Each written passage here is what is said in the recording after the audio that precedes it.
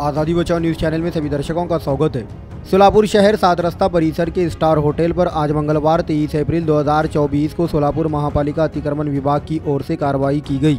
इस समय किसी प्रकार का हंगामा न हो इसलिए भारी संख्या में पुलिस बल को तैनात किया गया था। स्थानीय लोगों का कहना है कि महापालिका अधिकारी किसी नेता के दबाव में आकर ये कार्रवाई जानबूझकर की है।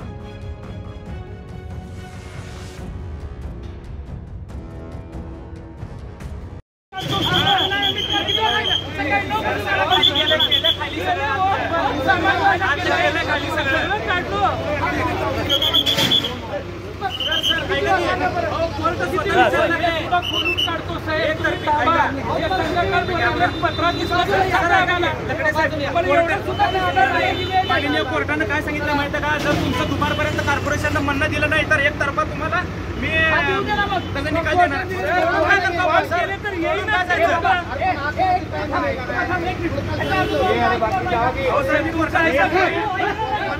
कोर्टाचं सांगतो तुम्हाला, माझं काय सांगत नाही, ऐका की सर।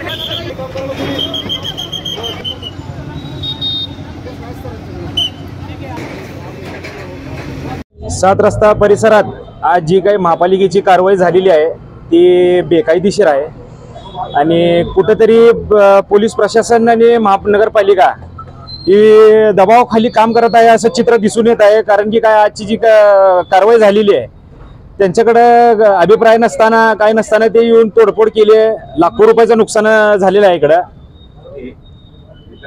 आणि कॉर्पोरेशनचं हे योग्य नाही असं पोलीस प्रशासनाला हाताला घेऊन त्यांनी असं कारवाई करते। कोणाच्या तर दबावाखाली येऊन आणि स्वतः अर्ज जाहीर झालेला आहे, मनीष काळजे शिवसेनेचे जिल्हा प्रमुख त्यांच्या सांगण्यावरून ह्यांनी हे सगळं कारवाई केलेली आहे। त्यांचा अर्ज आहे, 3 अर्ज त्यांच्या स्वतःच्या नावाचे आहेत, तर हे चुकीचं आहे ना, त्यांचं गोरगरिबांचं नुकसान करणे हे चांगलं नाही।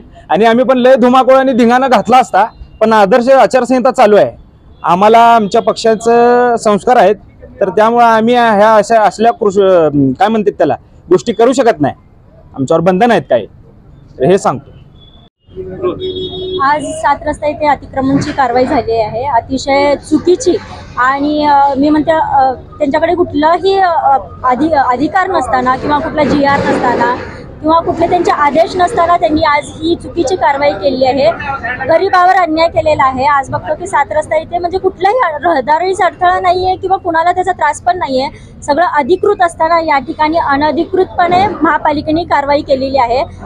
हे मला वाटतं कुणाच्या तर प्रेशर खाली त्यांनी केलेलं आहे। आपल्याला माहित आहे, सगळ्यांना दिसून येते की एका नेत्याची ऑफिस दिसण्यासाठी हे सगळं कुटाणा चाललेला आहे।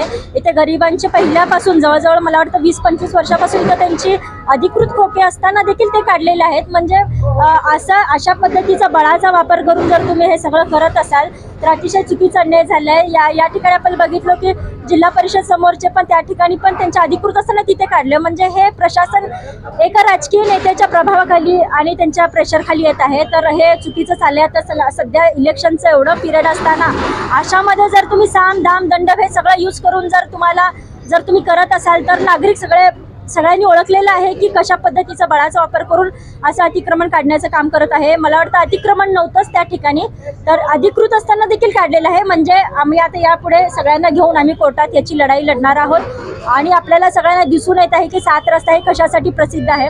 तर या ठिकाणी जे काही चाललेलं आहे ते सगळं चुकीचं चाललेलं आहे आणि आपण सगळं येऊन बघू शकता की एका नेत्याच्या ऑफिससाठी एवढा सगळा खटाटोप चाललेला आहे। नक्कीच यावर प्रशासनाला आम्ही वेठीस धरणार आहे आणि प्रशासनाला आम्ही कोर्टात खेचणार आहोत।